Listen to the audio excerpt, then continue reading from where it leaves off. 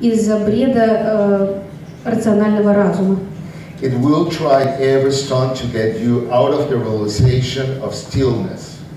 Он будет совершать новые и новые попытки использовать любые трюки, чтобы вывести вас из осознавания и реализации тишины, Which is truly the self. которая является самостью. End of quote. Конец цитаты. Despite the obstacles, the objective psyche expresses itself in different ways that we can identify in our dreams. Невзирая на все препятствия, объективная психика выражает себя разными способами, которые мы можем определить в наших снах, In the field of art в сфере искусства and other creative expressions, и других творческих выражениях, and in the manifestations of what we can call mediums or prophets. и в проявлениях, которые мы можем назвать медиумами или пророками, Just to point только для того, чтобы определенным образом их обозначить. In our Western culture, perhaps it is in the field of art where we can find the most frequent manifestations of the objective psyche. В нашей западной культуре, возможно, в области искусства мы можем обнаружить наиболее частые проявления объективной психики.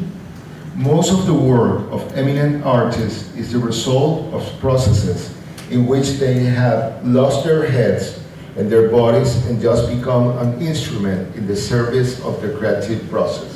Большинство работ величайших художников являются результатом процессов, в которых они потеряли головы, а их тела стали просто инструментом в креативном процессе, в творческом процессе, на службе творческого процесса. Nowadays, we know a lot about proportions and harmony in their relation to what we can call manifestations of the divine. Сейчас мы уже много знаем о пропорциях и гармонии и их отношении к тому, что мы называем проявлением божественного. Thus, we can find it not only in art and nature, but also in mathematics and physics. Таким образом, мы можем обнаружить их не только в искусстве и природе, но также в математике и физике.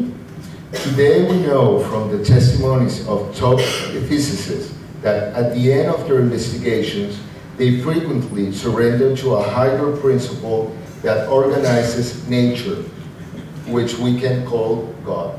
Сегодня мы знаем из свидетельств ведущих или величайших физиков, что в конце их исследований они часто капитулируют перед высшим принципом, который организует природу, который мы можем назвать Богом.